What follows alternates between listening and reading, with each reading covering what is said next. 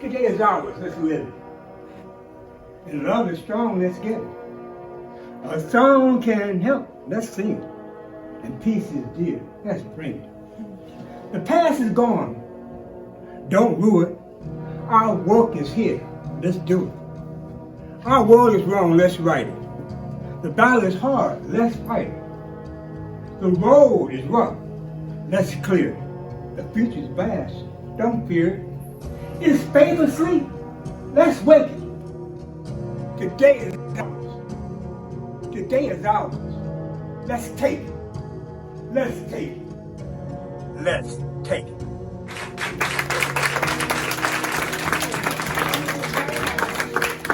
When I think about the younger generation and like taking the leap or being willing to take these big chances at volunteering, I always say a lot of times the question that I get is, how does it affect you career-wise? How did it affect you financially, right? We live in a society where money dictates a lot. And to them I say, yeah, I took 10 years where I traveled and I volunteered and I didn't make any money. And now I'm back and I'm at the same place as all my friends, job-wise, like when we look at what the income is. So don't think about the income. Don't think about, oh, I'm gonna set myself behind. There's no behind, there's no ahead.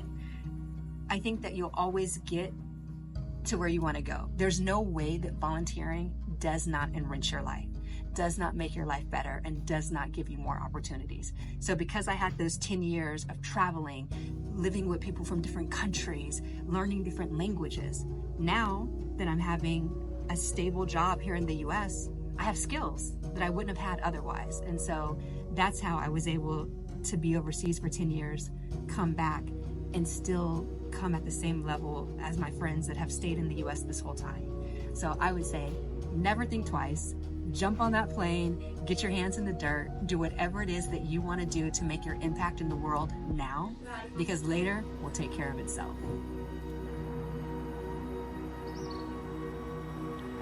My name is Jessica. So I am a previous volunteer at Richmond Bell Academy. I was there in 2007. But prior to that, I had my first volunteer experience in Africa. That was in 2004. I was a freshman at a historically Black college and university. And I'm from Oklahoma. So Oklahoma has some diversity, but I was in schools that were predominantly Caucasian. I was in a big minority. And when I got to the HBCU, a historically Black college and university, it was a whole different world. To just look around, my professors were African American. It just really got me in touch with my past, with my roots. I had this strong desire to go to Africa. And it happened that I saw a study abroad opportunity to go to the Gambia, West Africa in 2004. And I went, and I made so much connection. We're in 2024 now, so 20 years ago, and I still keep in touch with many of those people that I met in 2004. And I think that's amazing, because in 2004, technology was not what it is today. And even through the fact that we didn't have Facebook, we didn't have WhatsApp, we didn't have these ways to be an instant connection, but we still made a way to maintain that connection. And I think that just speaks to how important that opportunity was in my life. And once I lived that, being an 18-year-old that was able to go with not much life experience, not much world experience, and quite young, and to navigate this type of connection and opportunity, when I graduated, I was like, I'm doing that again. I have to get back to Africa. There's a difference I can make. There's a reason I have to go. And that just really propelled my whole life of volunteering. What inspires me now? You know, it's funny, oftentimes I think back, I think we have, as humans, we have this inner guide that lets us know when we're in alignment, what's taking us where we need to go. But sometimes it gets fuzzy. Sometimes we have doubt and we're thinking, our voice of fear starts to speak, we start to question ourselves, we start to wonder, is it really me, is it not? And I always think back to 2007. I had been accepted to the Peace Corps, a very good organization. It had a lot of stability, a lot of opportunity, and it would have taken me to Africa to be able to volunteer in Africa.